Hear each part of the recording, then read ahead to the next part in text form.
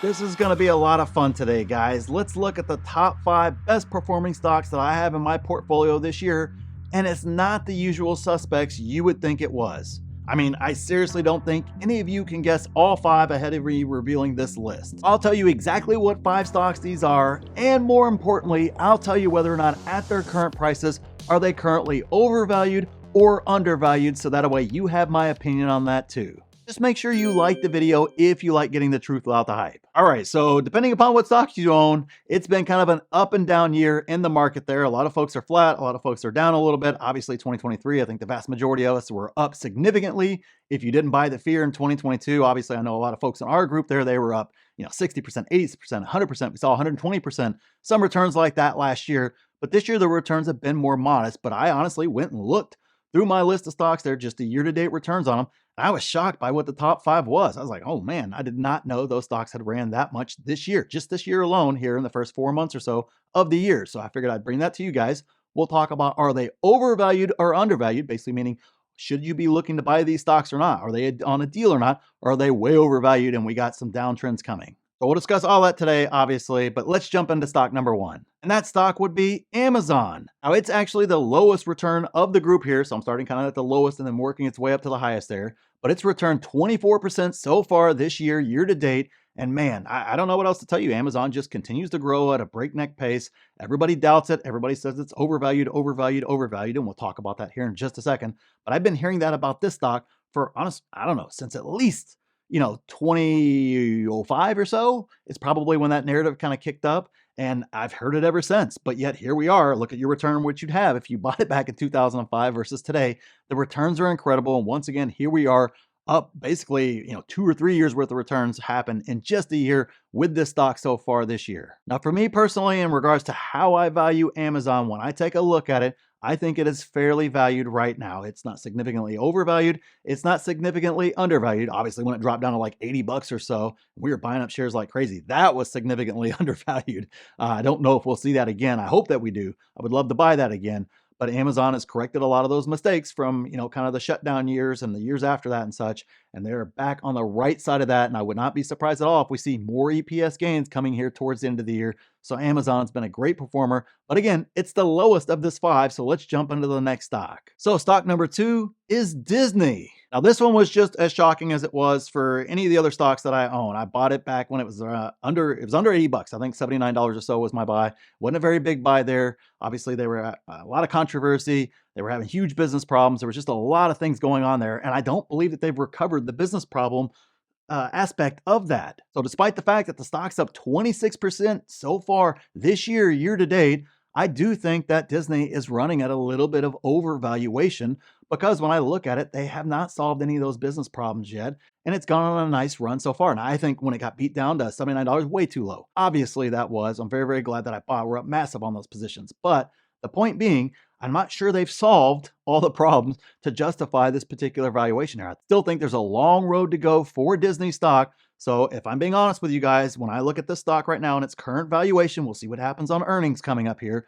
But in regards to what I can see right now, it does look like it's running a little bit rich. It's a little bit overvalued. All right, so these next 3 are where the gains really accelerate in this list here. This is really where we're seeing some massive, massive upside so far, just this year to date in these 3 stocks. Stock number 3 is DraftKings. This stock is up 34% year to date, and obviously it's basically just tripled from its bottom back in 2022. Actually, I think it's more than tripled now. It doesn't matter. The point being, it has been a great, great stock to own. It has continued to knock earnings out of the park quarter in and quarter out, despite all the recession talk, despite everything else going on. It just continues to knock it out of the park. Now, having said all of that, and despite a 34% gain this year, when I look at DraftKings, I do think it is trading rich and it is overvalued. Yes, the growth is absolutely explosive, but so is the valuation. Now, it's not trading crazy rich yet. Definitely not at a point where I'm looking at selling out of the stock or anything of that nature. But if you're looking at valuation, it's definitely trading on that rich side here. Obviously, we'll see what their next earnings call has coming up here. But nonetheless, to me right now, it is running a little bit hot, and so you need to be cautious with this stock. And I have a massive, massive announcement coming on Thursday here. It'll be with my earnings preview for Tesla here. Make sure you check that out. Even if you're not interested in Tesla, because I have a huge announcement coming here for a budget tier, a much, much lower tier there everybody can get into. And what it's going to include is going to be awesome, guys. But the spots are going to be very limited, so you're going to have to jump on it pretty quick. So make sure you keep your eye out for that, because when it comes, it's going to move fast, and I have this feeling a lot of people are going to jump on it. Again, that's coming Thursday in my Tesla earnings preview video. Just make sure you check out that video, even if you're not interested in Tesla, if you want to have access to that. So stock number 4 is Palantir. This one is up 36% year to date, despite the fact that it's honestly fallen from those highs that it hit earlier this year. So we're still sitting up 36% despite that fall. Now let's talk about valuation here for just a second with this particular stock, because it's kind of a controversial topic, or at least it's a debatable topic. For me, right now, Palantir is right around fair value. That is where I have it. Now, having said that, I absolutely understand, and I can make a very good case for somewhere right up in the $24, $25 range being fair value. And I can also make an equally compelling case that around, $18 or so is also fair value for this stock, because right now Wall Street is still trying to figure out what the proper valuation is for Palantir. So I'm not going to say, for me, it's at fair value, but if somebody wants to say it's overvalued, I understand that, and I can absolutely see a very reasonable case for that. That's not that stupid, oh, the bears are being dumb. And same thing with the bulls. If they want to say a little bit higher, a couple dollars higher is fair value, I can make a reasonable case for that. Now, somebody's saying fair value is $50 or, fair value is $5. That's just silliness, and that's just the bulls and the bears trying to get clicks and likes and all other crap like that on their stuff. Ignore all that sort of stuff. But in regards to valuation, that's where I see it. I see it right at fair value, but I do see a reasonable case, a few dollars up and a few dollars down for this stock. On to the last stock here, and of course, it's one of the 2 stocks that have been giant winners over the past year or so. So stock number 5 is Meta. It is up almost 50% year to date so far after an incredible 2023 where it almost, I guess it essentially tripled up.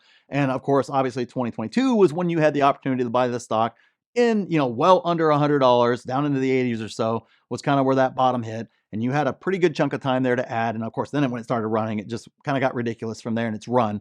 But when I look at valuation, which is all that matters, what happened in the past doesn't matter. None of that matters. What matters right now today, when I look at valuation, is I believe Meta is right around fair value right now, based upon where I have seen and where the historical valuation for Meta has been in the past. Now, let me give you a word of caution here with this stock and what's going on with valuation.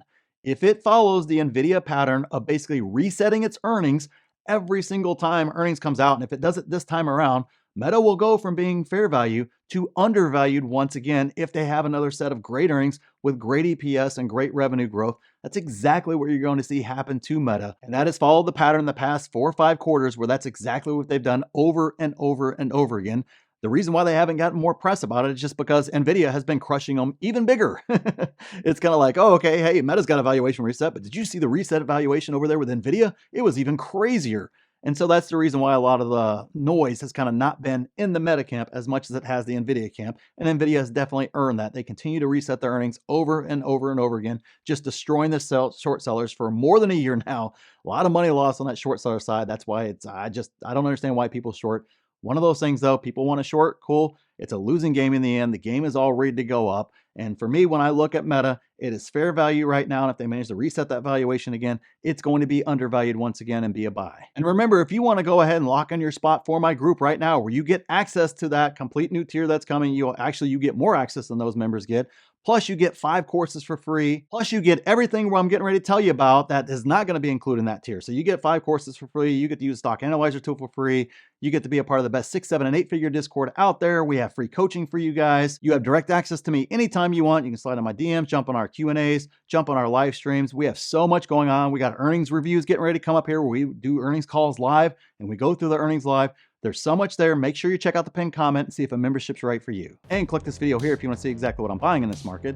And click here to see my exact plan for this market. So thanks for watching, and we'll see you in the next one.